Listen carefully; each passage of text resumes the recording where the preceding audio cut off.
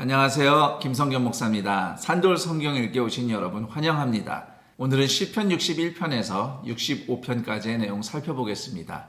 시편 61편은 하나님이 멀리 계신 것 같은 상황에서 하나님을 의지하는 믿음을 왕과 공동체가 함께 고백하는 내용입니다. 우선 1절에서 2절은 하나님의 응답을 구하는 부르짖음이고요. 3절과 4절은 하나님이 피난처이시니 하나님께 피하겠다는 기도입니다. 그리고 5절은 문득 하나님이 내게 주신 은혜를 고백하고 있습니다. 하나님이 나를 받으시고 나에게 기업을 주셨다고 노래합니다. 6절과 7절은 하나님께 왕을 보호해달라고 간구하는 공동체의 기도이고요. 8절은 왕과 공동체가 함께 하나님을 예배한다는 결단입니다. 몇 가지만 상세히 살펴보겠습니다. 이 시편의 맨 처음 나오는 단어는 1절에 쉬므아 엘로힘 여호와여 들으소서라는 표현입니다. 신명기 6장 4절에서는 하나님께서 이스라엘에게 쉐마 이스라엘, 이스라엘아 들으라 라고 명령을 하셨어요. 종합해서 보면 하나님과 이스라엘은 서로 귀담아 듣는 관계입니다. 그 다음 2절에 땅끝이라는 표현이 나오죠. 하나님으로부터 가장 멀리 떨어진 현실을 의미합니다. 하지만 하나님은 성전에만 계신 것이 아니죠. 어디에나 계십니다. 땅끝 같은 현실에서 하나님만 의지하겠다는 믿음은 이미 하나님과 함께하고 있는 사람의 영성입니다. 그리고 4절, 주의 날개 아래로 피하리이다. 날개라는 말이 히브리어로 카나프라고 하는데요. 주의 날개의 의미에 대한 몇 가지 해석이 있습니다. 우선 하나는 아기 새를 보호하는 엄마 새의 날개와 같은 하나님의 보호하심을 의미한다. 또는 하나님의 보좌를 상징하는 언약궤 덮개 위에 천사들의 날개를 의미한다. 이런 해석이 있고요. 또 하나는 고대 왕복 옷자락 끝이 왕의 권세를 상징하는데요. 이 옷자락 끝을 히브리어로 카나프라고도 합니다. 그래서 하나님의 날개, 카나프 아래에 피한다는 것은 왕이신 하나님의 권세 아래에 피한다는 의미가 되기도 하는 것이죠. 그 다음 시편 62편은 고통스럽고 암담한 상황에서 오직 하나님의 구원하심을 기다린다는 믿음의 시편입니다. 1절에서 8절은 상황이 어떠하든지 피난처 되시는 하나님을 의지한다는 믿음을 고백하면서 자신을 공격하는 이들에게 말하고 싶은 항변을 하나님께 대신 기도로 올리는 내용입니다. 9절에서 11절은 대중을 향한 지혜의 권면입니다. 인생이 아무리 날고 뛰어도 결국 입김보다 가볍다고 말하면서 하나님이 전능자이심을 기억하라고 권고하고 있습니다. 그리고 12절은 행한 대로 갚으시는 하나님의 인자하심을 찬양하는데요. 하나님은 하나님의 백성에게 인자를 베푸시려고 악인을 심판하십니다. 몇 가지만 자세히 더 살펴보겠습니다. 우선 1절에 잠잠히 바람이여 이미 하나님을 소망하고 있는 자신의 상태를 묘사하고 있는데요. 5절에서는 똑같이 잠잠히 바라다라는 말이 명령으로 내려집니다. 잠잠히 바라라. 하나님을 소망하는 것이 잘 안 되니까 자기 자신에게 명령하듯이 말하고 있는 형편을 묘사하고 있는 겁니다.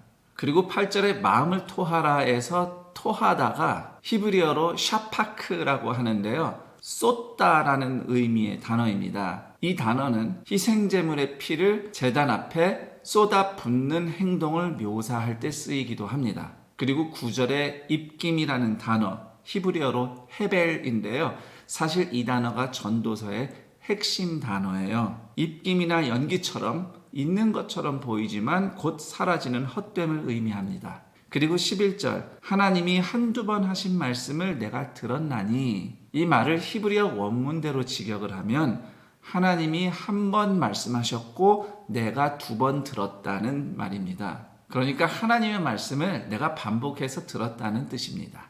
그 다음 시편 63편은 다윗이 유다 광야에 있을 때를 배경으로 한 시편인데요. 사울에게 추격을 당할 때 그리고 아들 압살롬이 반란을 일으켜서 피난했던 때에 다윗은 광야에서 지냈었습니다.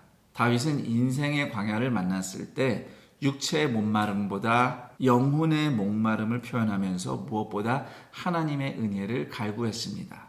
1절에서 7절은 성전에서도 침상에서도 하나님을 간절히 찾는 다윗의 모습을 묘사하고 있습니다. 그리고 8절에서 10절은 하나님은 내 영혼을 붙드시지만 반대로 내 영혼을 멸하려는 이들은 하나님께 멸망당할 것임을 확신한다고 노래하는 단락입니다. 그 다음 11절은 앞으로도 하나님만 즐거워하며 하나님과의 언약을 자랑하라는 권면입니다. 몇 가지 표현을 좀 더 살펴보겠습니다. 6절에 새벽이라는 단어가 나오죠. 히브리어로는 한밤중에 경비를 서는 시간에 라는 의미의 단어입니다. 이 단어가 의미하는 것은 두 가지로 해석이 될 수 있어요. 우선 하나는 밤새도록 이라는 뜻이죠. 실제로 쉬운 성경에는 긴 밤 지나도록 이렇게 번역이 되어 있습니다.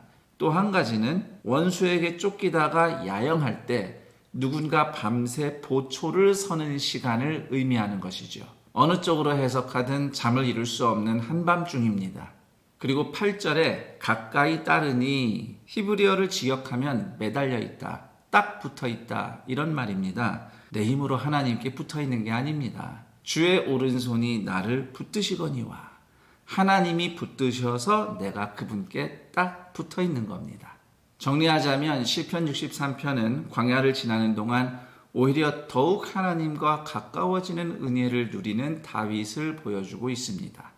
시편 64편은 악인들의 험담 때문에 고통받는 심정을 표현한 시편입니다. 1절과 2절은 나의 호소를 들어달라, 나를 악인들로부터 숨기고 감춰달라는 호소입니다. 3절에서 6절은 악인들이 어떻게 악한 말로 다윗을 공격하는지 고발하고 있고요. 7절, 8절은 하나님이 악인들을 응징할 것이라는 확신을 노래하고 있습니다. 9절에서 10절은 모든 사람들이 하나님을 경외할 것과 특히 의인이 하나님을 기뻐하며 하나님에게만 피할 것을 권면하고 있습니다. 몇 가지 중요한 표현들을 살펴보겠습니다. 3절에 악인의 독한 말을 칼과 화살에 비유하는 대목이 있는데요.